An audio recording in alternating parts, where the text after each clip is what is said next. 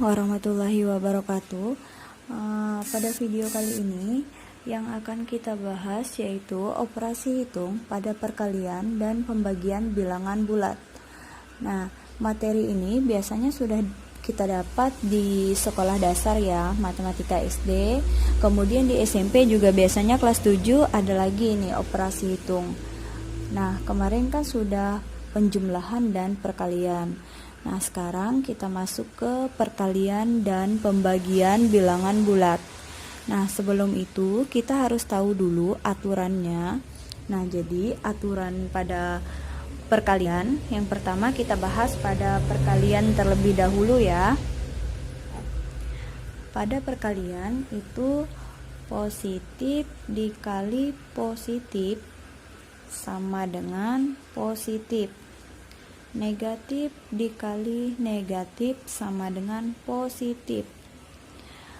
Positif dikali negatif sama dengan negatif.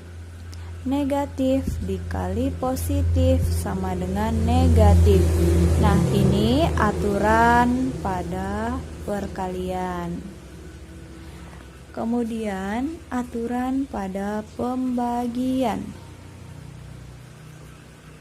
Nah, aturan pada pembagian juga sama dengan perkalian, yaitu positif dibagi positif sama dengan positif, kemudian negatif dibagi negatif sama dengan positif, positif dibagi negatif sama dengan negatif, negatif dibagi positif sama dengan negatif.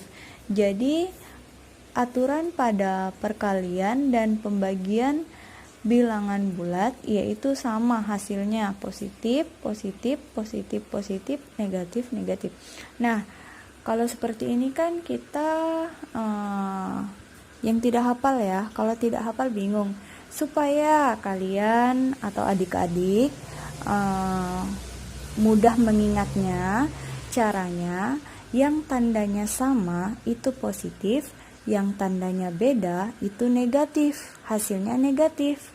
Nah, ingat ya, yang tandanya sama ini yang harus diingat, yang tandanya sama berarti hasilnya positif. Yang tandanya beda berarti hasilnya negatif. Nah, sekarang kita cek betul nggak sih kesimpulannya ini? Kita cek ya, yang tandanya sama hasilnya positif. Kita cek yang tandanya sama. Nah, ini kan positif, positif. Ini tandanya sama, hasilnya positif. Nah, yang tandanya sama hasilnya positif.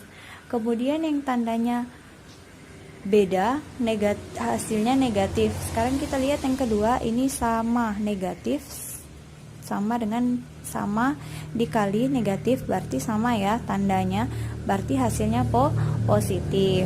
Nah, sama. Kemudian positif dikali negatif sama dengan negatif. Nah, ini positif, ini negatif, berarti kan berbeda. Nah, jika beda berarti hasilnya negatif. Nah, jika beda hasilnya negatif. Ini juga sama. Negatif dikali positif sama dengan negatif. Mengapa negatif? Karena tandanya berbeda. Ini negatif, sedangkan ini positif. Nah, ini kan berbeda, makanya hasilnya negatif. Oke. Untuk pembagian juga sama ya, tidak ada bedanya. Nah, supaya lebih mudah, kita langsung ke contoh soal. Oke, lanjut ke soal pembagian dan perkalian. Yang pertama yang akan kita bahas perkalian terlebih dahulu ya. Nah, soal pertama, negatif 4 dikali negatif 5. negatif, kita lihat tanda, terlebih dahulu kita lihat tanda, negatif dikali negatif, tandanya sama ya, negatif dengan negatif, berarti hasilnya positif. Nah, 4 dikali 5 sama dengan 20, jadi jawabannya positif 20. Lanjut soal nomor 2. Ini udah jelas ya, positif dikali positif. 3 dikali 7 sama dengan 21.